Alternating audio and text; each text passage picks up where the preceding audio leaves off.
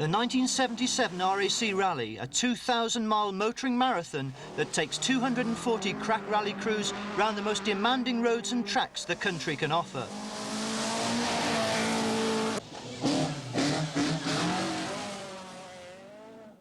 The first leg from Wembley in London to York for one of only 2 overnight rests in 5 days of competitive motoring. A test of man and machine, and it's anyone's guess which will break first. Our first car here. Roger Clark, twice winner of the RAC, tackles stage 1 in the grounds of Blenheim Palace. Sweden's Stig Blomqvist, another former winner, misses an arrow, gets it all wrong and drops precious seconds on the very first stage.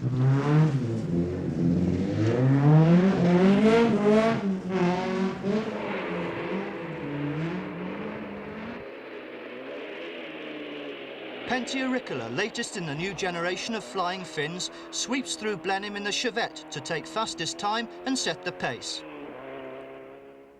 Bjorn Waldegaard, Ford's #1 driver, takes a classic line. Waldegaard's already won both the Monte and Safari rallies this year. World champion Sandro Manari with the fastest car in the rally, a Lancia Stratos, and finding it tough to put all that power on the track.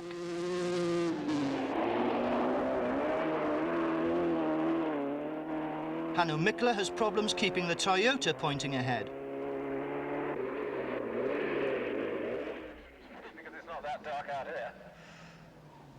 Another Finn, Ford's Ari Vatanen, just 25, perhaps the fastest driver in the world, taking no chances so near to the start.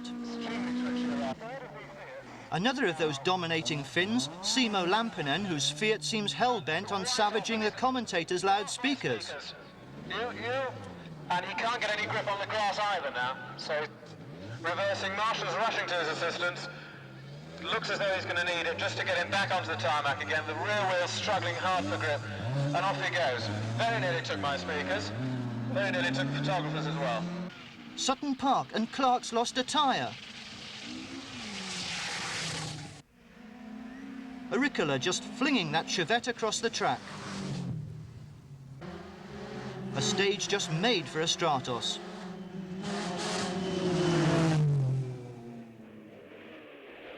Something's wrong with Vatanen. It seems the puncture disease is catching, at least for Fords. Vatanen's lost the same tyre as teammate Clark. Both hit a curb submerged in a stream. Vatanen's limped in on the rim, or what's left of it.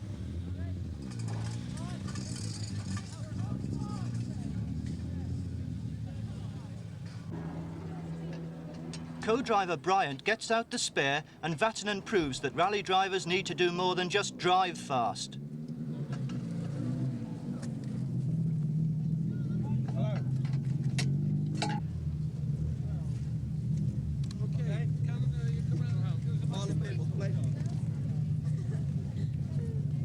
It's at times like these that spectators actually come in useful. No time for a jack.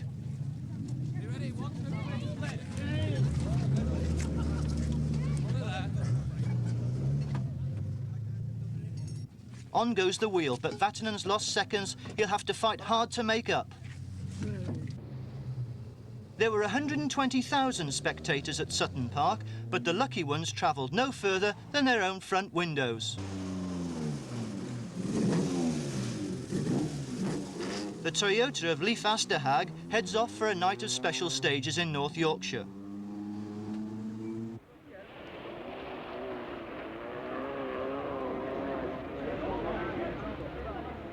It was to be an evening where the lead changed hands. Fastest over the early tarmac stages had been Pentti Ricola in his Chevette. But the closing stages of the day saw Hannu Mikkola snatch first place by a mere 4 seconds. Another slim 4-second margin separated Mikkola from Waldegaard's Ford. But there were over 1,600 miles still to go, and in the RAC, anything can happen. After the night halt, the crews would head back non-stop through Yorkshire, spend the night in the forests of Wales, then return to York. Ricola led off the survivors, desperate to make up that 4-second deficit.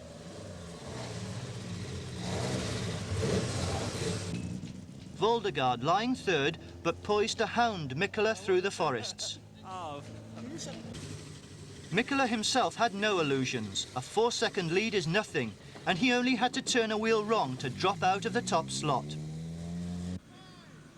Vatanen scrabbles off the line at Bramham Park in North Yorkshire.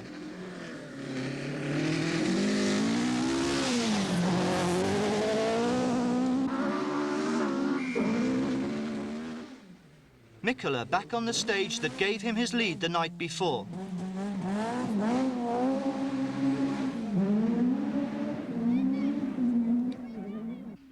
Russell Brooks, one of the most promising British drivers, just flying over the stage to make up time he lost with suspension and gearbox problems.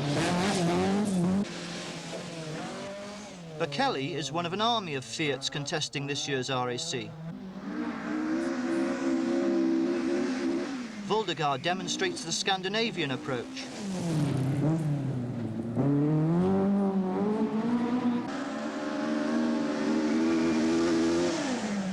One of 76 escorts in the rally, that was Andy Dawson.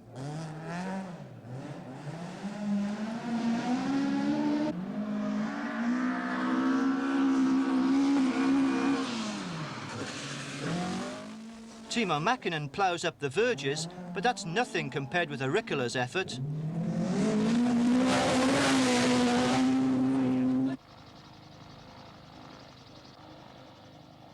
Let's look at how it's done. This is Per-Inge Wolfridsson, foot down along the straight, speeds in 3 figures here. Remember, he's never seen these bends before. See how he copes, or rather doesn't. He's overcooked it on the loose, but never stops moving. That simply sums up the skill of a rally driver.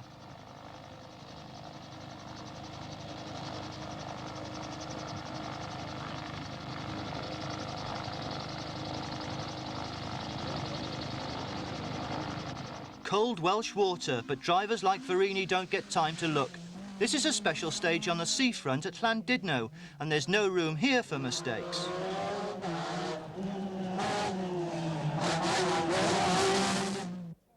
Mikkola broadsides the Toyota. He's desperate to hang on to that lead.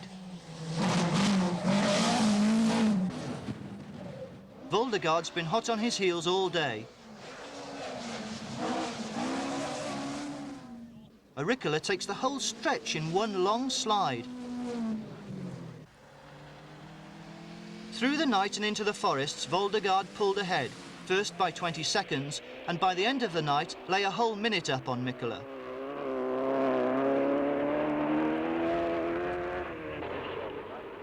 The Toyota team was pulling out all the stops to get their man back in front. They worked flat out to put his Celica in first-rate shape for the coming day. But Mikkola himself was tense.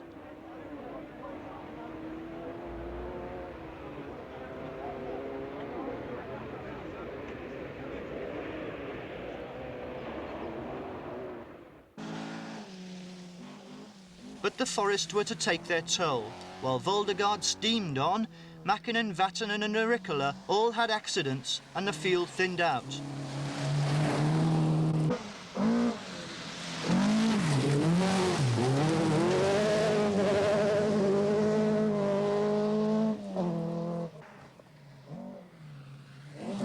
Ricola ploughed 60 feet into the trees, dropped to 53rd and spent all day clawing those seconds back. A vicious kickback in the steering sprained Waldegaard's wrist, but he didn't slacken his speed. Mikkola admitted he'd never catch Waldegaard unless he dropped by the wayside.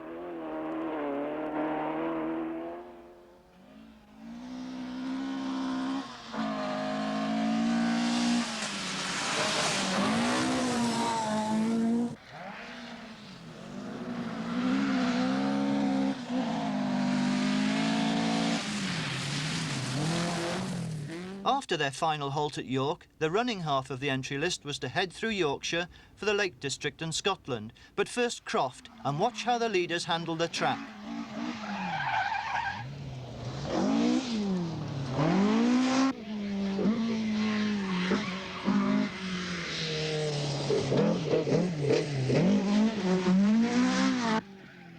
Russell Brooks, seeded 23rd and heading for 3rd place.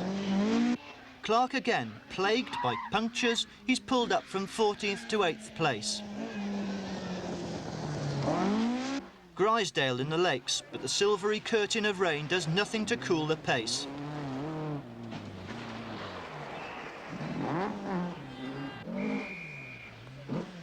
Mikkola's now 2 minutes behind Waldegaard, but still 7 ahead of the rest of the field.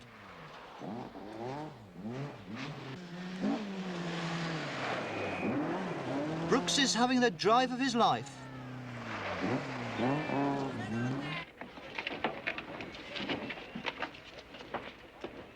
Servicing at Moffat in Scotland, and for Andy Dawson's escort that means healing the wounds of battle. He's battered its offside quarter, but sprinted into 5th place. Waldegaard's mount, on the other hand, still looks almost factory fresh, and Waldegaard himself looks remarkably cool for a man who's being so hard pressed. His mechanics have strapped up his hand with electrical tape, and if it made any difference to his driving, Hannu Mikkola certainly didn't notice.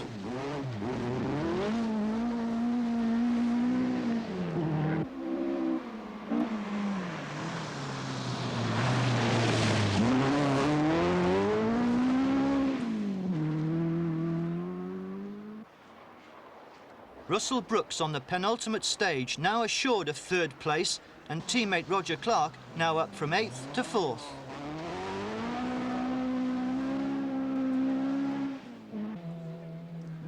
Less than half the field stagger back towards York.